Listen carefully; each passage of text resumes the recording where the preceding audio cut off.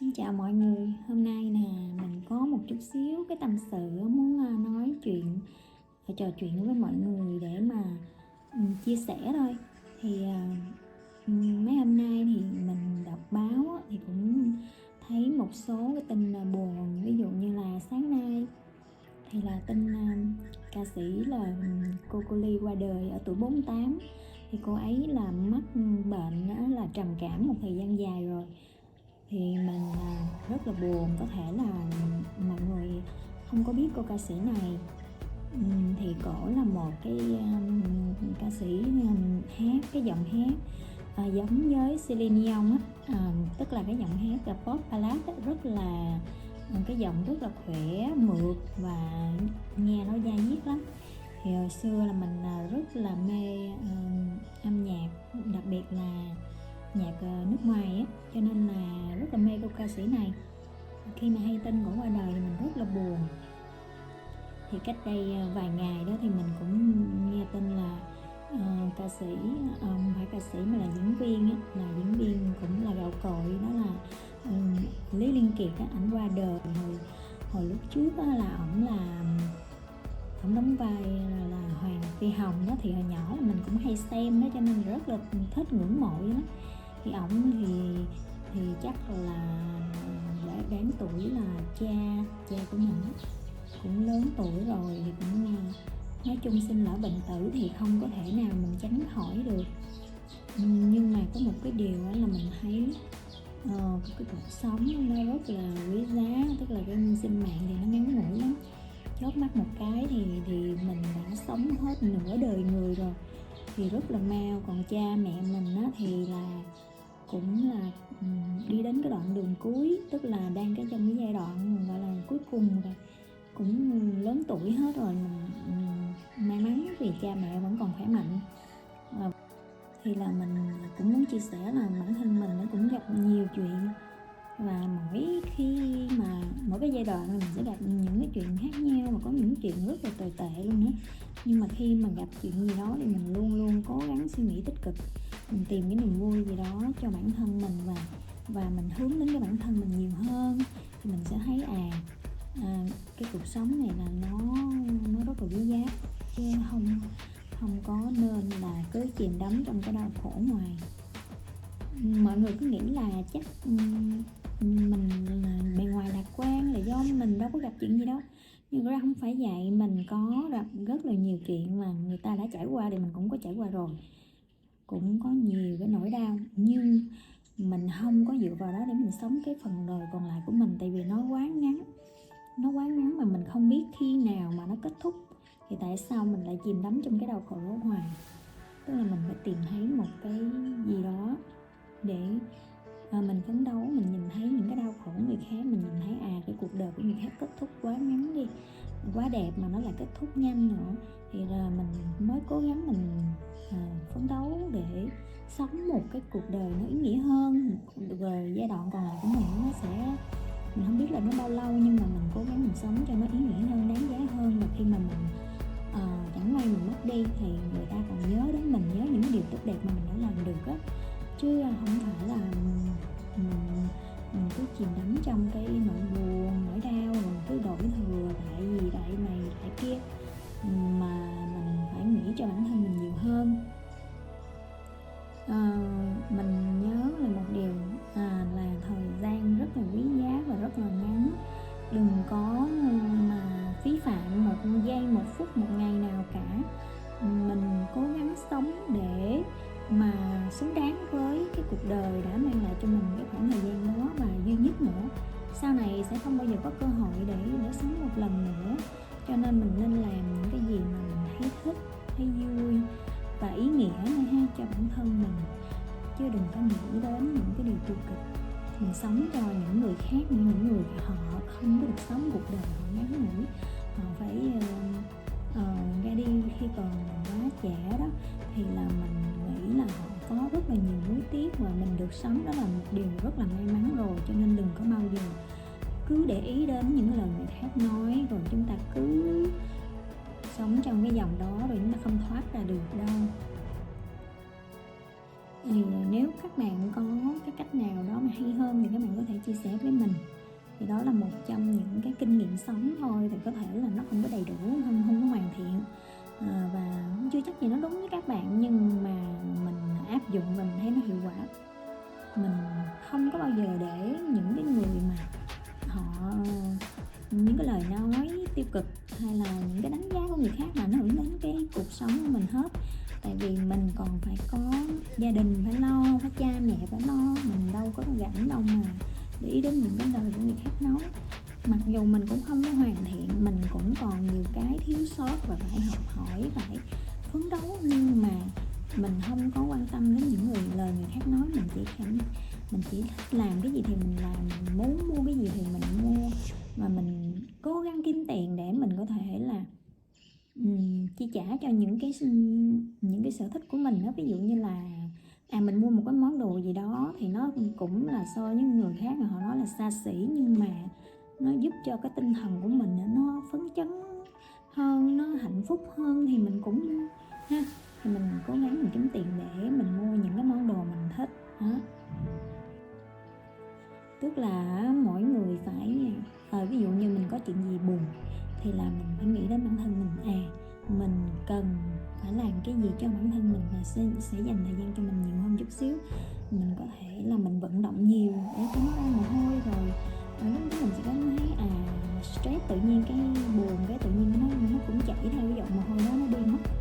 Hoặc là mình đọc sách, hoặc là mình nghe nhạc, hoặc là mình tắm rửa thư giãn, hoặc là mình đi chơi ở nơi nào đó mà mình cảm thấy muốn đi, gần hay cũng được nữa. Tức là mình làm một cái gì đó mà mình cảm thấy thích nhất, yêu thích nhất, và thay đổi cái môi trường hay gì đó. Thì hoặc là mình tìm một cái bộ phim nào đó hay để mình xem liền chẳng hạn.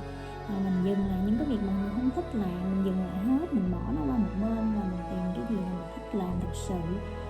Và mình nên xây dựng cho mình một cái thói quen sống lành mạnh. Tức là thứ nhất là cái việc quan trọng là mình phải tập thể dục nè. Tập thể dục nó rất là tốt, và ngày nào cũng phải tập á. Thì là hôm nay mình chưa có tập thật, hôm nay là bận quá mình chưa có tập, nhưng mà chắc chắn trong ngày nay sẽ có tập ha.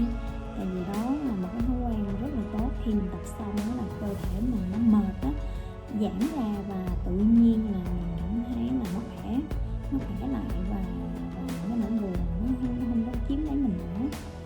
Thì là mình nên có một cái thói quen lành mạnh.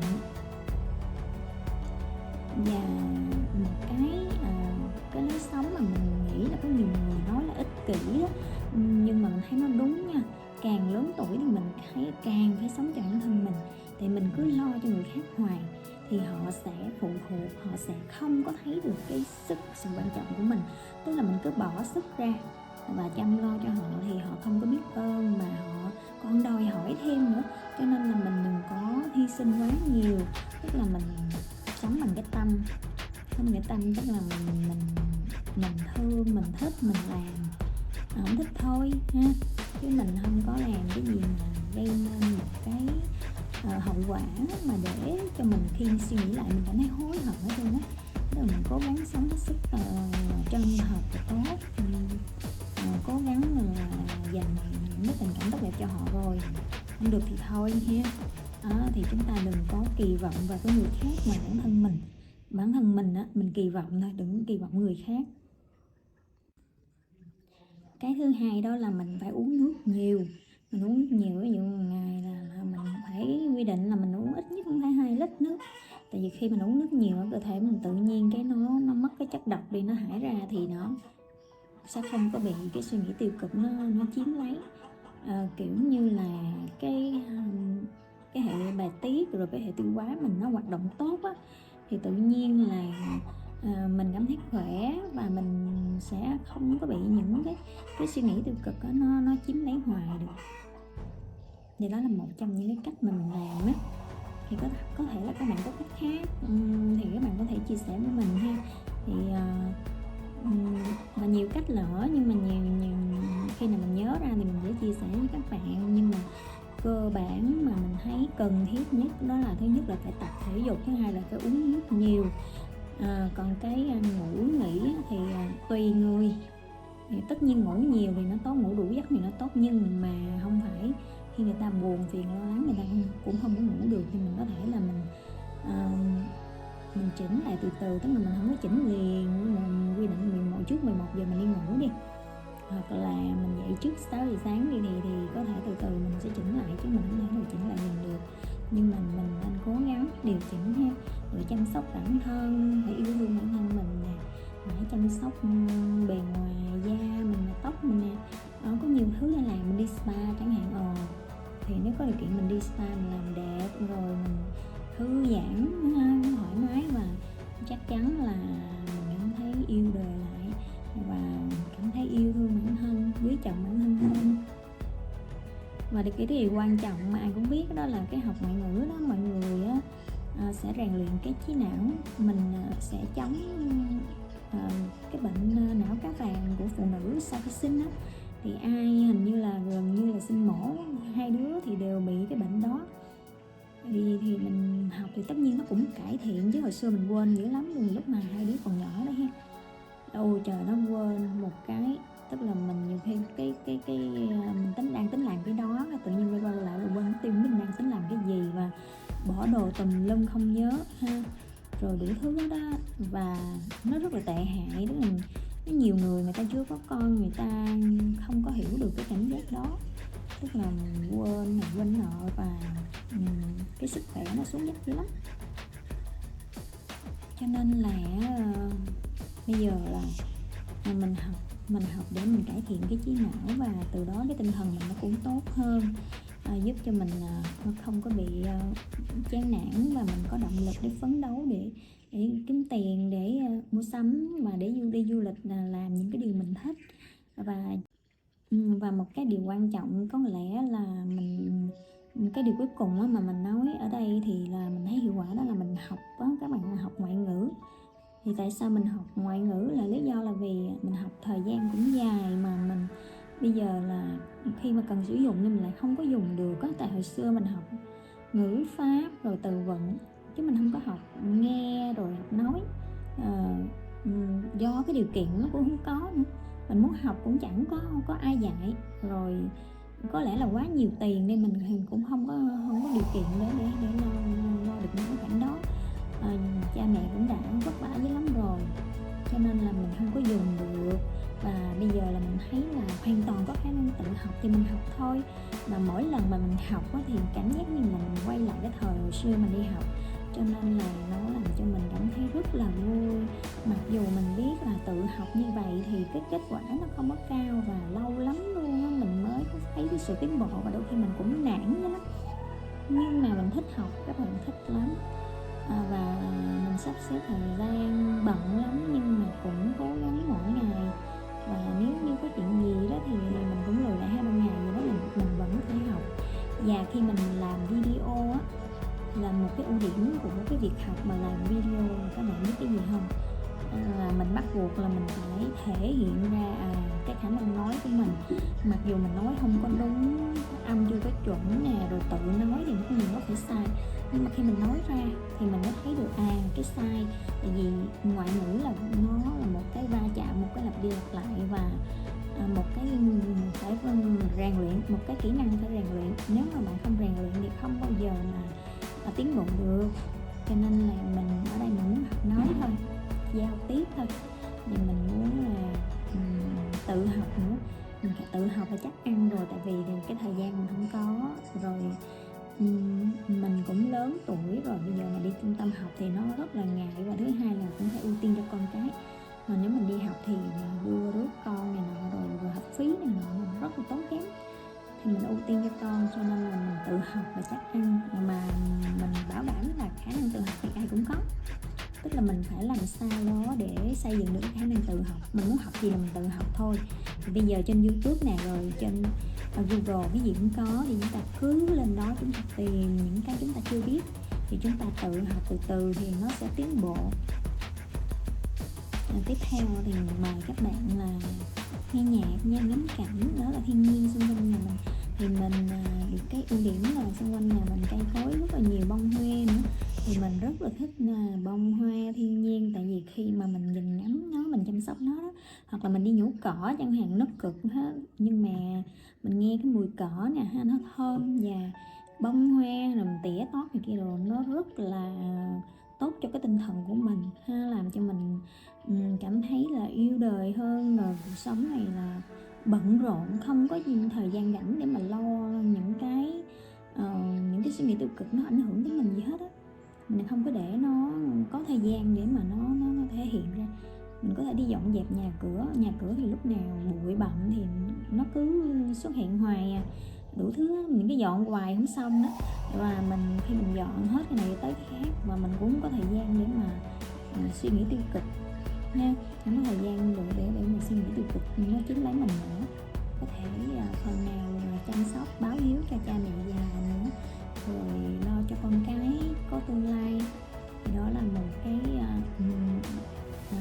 chia sẻ của mình để giúp mọi người tìm ra cái sự tích cực trong cuộc sống của mình, chứ đừng có bi quan ha. Cuộc sống nó rất là quý giá, chúng ta đã được sinh ra trên đời này, đó là một cái món quà và chúng ta phải biết ơn điều đó, và chúng ta phải cố gắng trân trọng từng giây từng phút mà chúng ta còn được sống khỏe mạnh như thế này. Rồi tạm biệt các bạn nha. Và các bạn nếu có thời gian thì mình cùng nghe nhạc với mình rất là thích nghe nhạc thư giãn cơ thể cho nó, và lúc nghe nhạc thì mình có thể tập yoga. Xin chào các bạn.